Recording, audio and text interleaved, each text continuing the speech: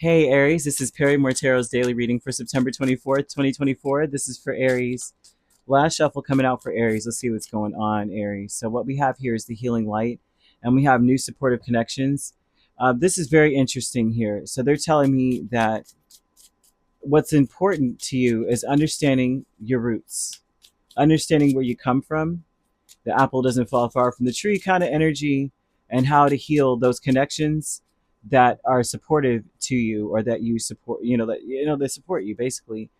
There's some things here that you may feel defeated in when it comes to your household, that need to be brought into the light. It can no longer be the elephant in the room. It's like it doesn't matter how much you bury something. So it's almost like a seed, right? I forgot. Someone said this to me one time, and I know this is like very cliche, but all the time you thought you were being buried and you were actually being planted type of vibe.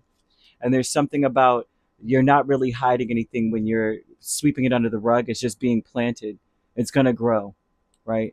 And so you don't want anything spoiled, foul, rotten, you know what I mean, growing or sprouting from whatever it is. So it's time to bring it to the light. It's time to cleanse it. It's time to transmute it. Four of Wands, Five of Swords, Page of Cups, and the King of Pentacles with the healing light. For some of you, this could be childhood or some issue that you may have with either a father figure or like a head of households type of presence. And this would say that there's something about this that needs to be healed, in the sense that you may feel that someone had impossible standards for you.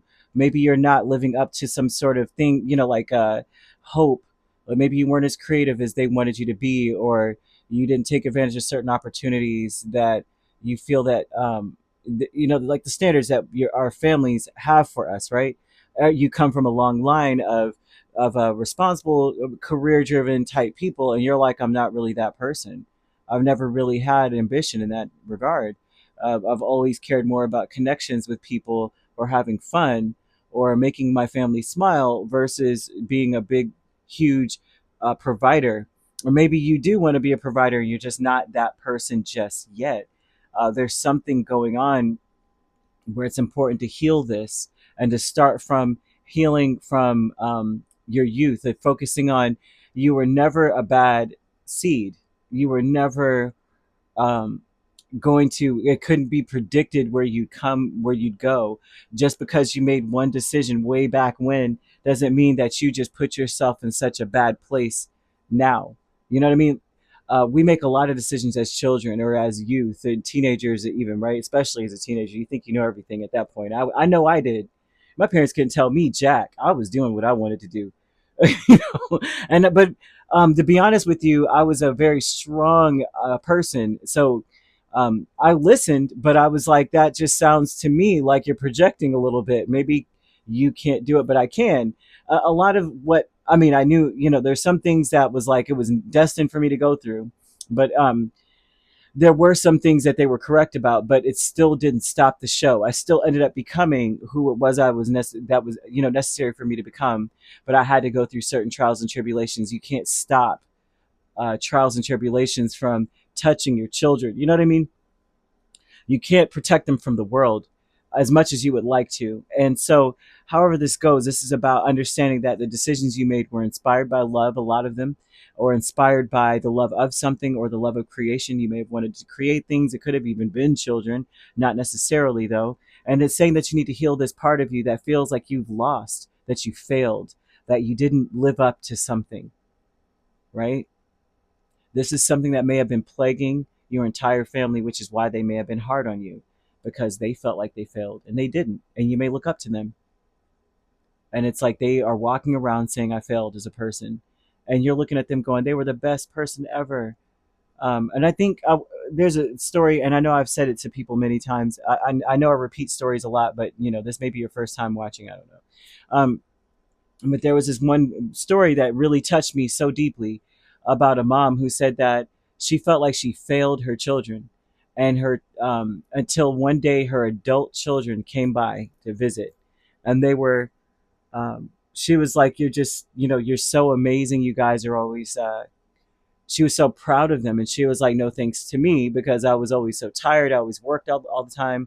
And they were like, "Are you kidding? My favorite memories in time were They were talking about how they loved her dinner. The one dinner that she did that she felt she failed in was like they called it a little plate of things. It was like a little bit of popcorn, a little bit of cheese, a little bit of sandwich meat on one side, like cut up, crackers on one side, grapes or raisins or some crap. It was like and M&Ms on another side, and that was their favorite dinner ever. But to her, that was that dinner when she was like, "Man, forget it.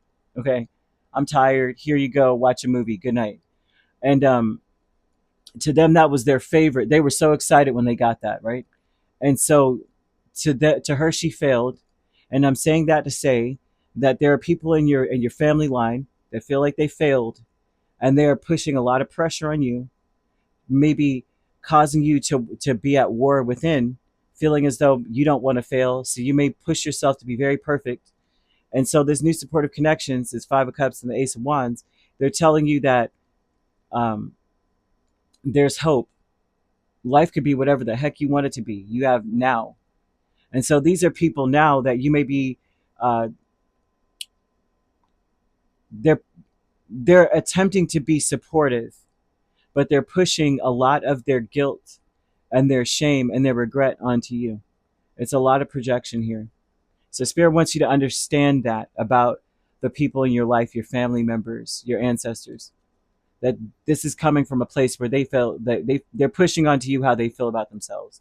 So don't take it in as such. You're growing into something so magical and majestic and beautiful. Don't let how they are or how they act towards you interfere with what you know to be true about your growth. And it's mostly because of how they feel about their growth. Kindred partnership is Seven of Swords and the Three of Swords. So you could be dealing with a person. This could be your family, or this could be a significant other, business, something here. They're not being honest with you about how disappointed they are in themselves.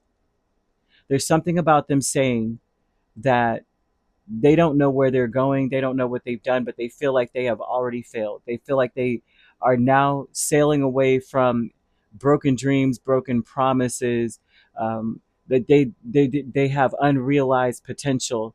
Like they're never, something never got off the ground for them. That's where they're coming from with their thoughts.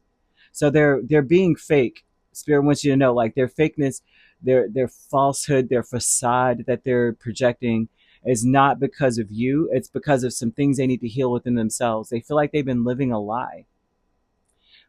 This person, yeah, this is sad, man. Courage, Seven of Wands and Six of Wands. All of this is to say to you that it's important for you to keep pushing. Don't allow these people or the, like the whatever lineage issues or whatever things are going down to trigger you into feeling as though you failed. Spirit needs you to understand that you've always got tomorrow. Like you've always got right now, right? You've always got this moment. What yesterday was yesterday, and it's today. It's now, right? Be brave enough to keep fighting. You're gonna you already have won, and you may not even see that. Some of us in this reading, those that resonate with this, some of you have won already, but you still feel like you failed. But you're already in a good place, and you don't realize it. You're probably further along than they were in so many regards. I know for a lot of the people I know, especially in my family, right? I've passed them in so many ways. At my age now, I'm in my 40s, and I'm further along than a lot of my relatives when they were at this point. And it's not to say like, oh, I'm better. It's more so like I'm proud that I was able to break through that barrier that a lot of them couldn't pass through. Some of them, I mean, no matter what, my grandmother, there's no way in the world I could ever. It's like there's no way that you could ever match um, the energy that she. It's like it's almost like she's a shining star in our lives. It passed on that everyone's like, man, I could never live up to that. But there's a lot of you that are surpassed even your own parents and what you're doing right this minute. When they were at this age, maybe now they're, of course, like now they may be settled and great. And then you look at your life and you're like, I'm not settled and great. But when they were your age right now, where were they? And you have to really look at that, not as a better than another person or anything like that, but more of a understanding that you still got to keep pushing. whether you have surpassed them or not. It's like keep pushing. Like you still have tomorrow, and you haven't failed at all. There's a lot of the things that you're going through, a lot of the parts and pieces and such is to grow you and make you stronger. Um, you know how a tree gets strong, right? It has to be tested by the wind. In order for the trunk to be strong, it has to be snapped side to side. It really does. The strongest trees are the ones that have been through the greatest windstorms, you know, and that's how they grow. That's how they get. That's how they strengthen themselves, right? They bend and such. And so you may you may be forced to bend a little in your life, and it may make you feel like, you know what, I could snap at any moment. And not only that, I'm failing. I'm not strong enough, and you are. Just keep standing, keep going. You could be dealing with a Capricorn, Taurus, Virgo, or Aries. Not sorry, I didn't mean to say Aries. That's channeled Cancer, Pisces, or Scorpio. So you could be a Pisces, Aries cusp, or an Aries, Taurus cusp. If you're not dealing with those signs, but you don't have to be, those signs could also be in your chart. If you'd like to book a personal reading with me, my links are on my page. Peace, love, and light. Take care.